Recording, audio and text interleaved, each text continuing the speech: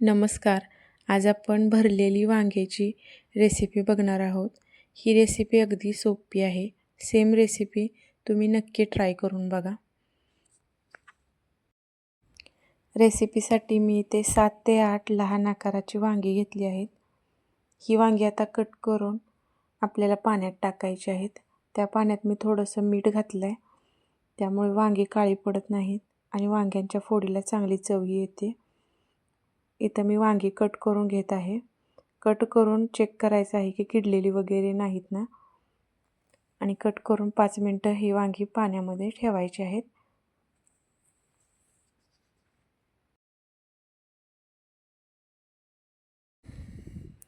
पाच मिनटं वांगी पाण्यामध्ये ठेवतोय तोवर आपल्याला मसाला बनवून घ्यायचा आहे.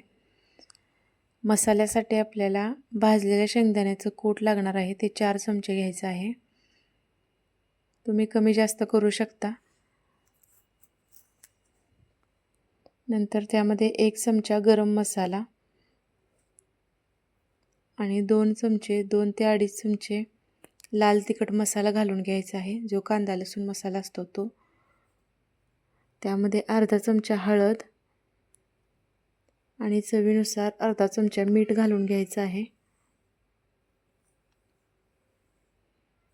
नंतर त्यामध्ये थोडंसं तेल घालून घ्या आणि ते मिश्रण एकसारखं मिक्स करून घ्या. हे मिश्रण थोडंसं ओलं व्हायला हवं, म्हणजे आपल्याला मसाला वांग्यामध्ये भरता येईल. आता इथे वांग्यामध्ये आपल्याला मसाला भरून घ्यायचा आहे.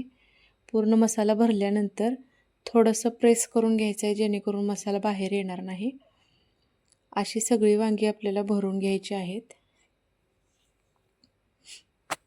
आणि थोडासा 2 चमचे मसाला थोडासा शिल्लक ठेवायचा आहे वरून भाजीत घालण्यासाठी. भाजीला फोडणी देण्यासाठी आलं लसूण बारीक करून घ्यायचं आहे.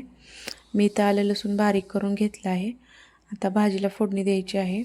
त्यासाठी कढई गरम झाल्यानंतर त्यामध्ये 2 चमचे तेल घालून घ्या. तेल गरम झाल्यानंतर त्यामध्ये अर्धा चमचा जिरे घाला. जिरे भाजल्यानंतर त्यामध्ये आपल्याला जो बारीक करून घेतलेलं आलं लसूण होतं ते घालून त्याचा कच्चा वास जाईपर्यंत भाजून घ्यायचा आहे.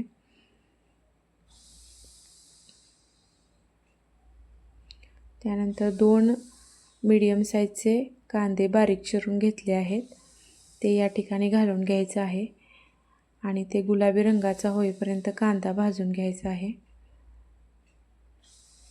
कांदा भाजल्यानंतर 1 मीडियम साईजचा टोमॅटो चिरून घेतला आहे, तो एक घालून घ्यायचा आहे.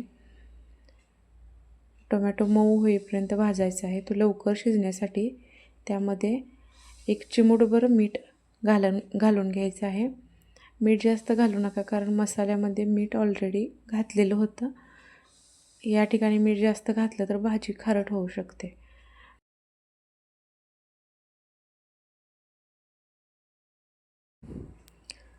दोन मिनटं प्लेट झाकून वाफेवरती टोमॅटो शिजू द्यायचा आहे.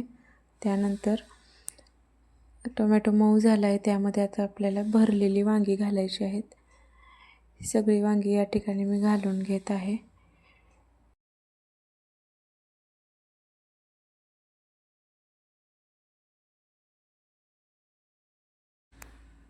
वांगी तेलामध्ये थोडा वेळ परतून घ्या आणि जो शिल्लक राहिलेला मसाला होता तो वरून भाजीत टाकून एकसारखा मिक्स करून घ्या.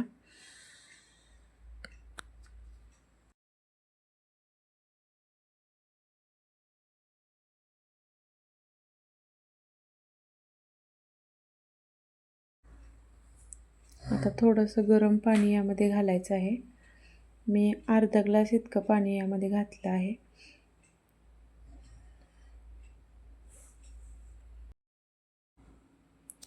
आता प्लेट झाकून थोडा वेळ शिजू द्या. 5 मिनटानंतर चेक करायचं आहे. शेंगदाण्याचं कूट घातल्यामुळे ते खालून करपू शकतं, त्यामुळे 5-5 मिनटाने चेक करत राहायचं आहे.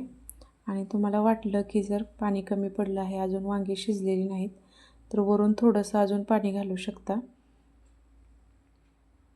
5-5 मिनटाने चेक करत राहा.